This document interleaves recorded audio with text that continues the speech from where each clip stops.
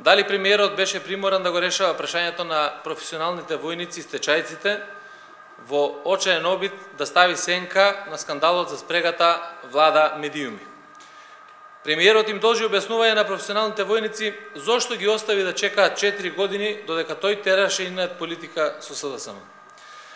Никола Груевски по 7 години власт, кој ги посвети на градење споменици и на непродуктивни проекти, занемарувајќи цели категории граѓани, конечно се сети на професионалните војници и на стечајците.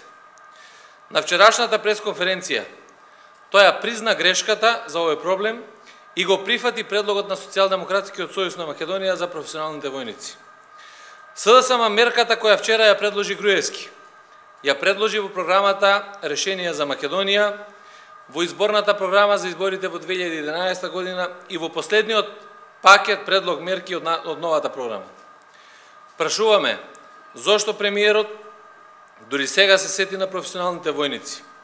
Зошто уште во 2009 година не го прифати овој предлог на СДСМ, кој ќе го решеше нивното прашање? Тоа е прашање што треба да му го патите на премиерот. Меѓутоа влече некакви очајнички потези, мислам пред се, за да ги сокрие скандалите кои што излегуваат од ден во ден се повеќе за корупција во неговата влада и во неговото обкружување.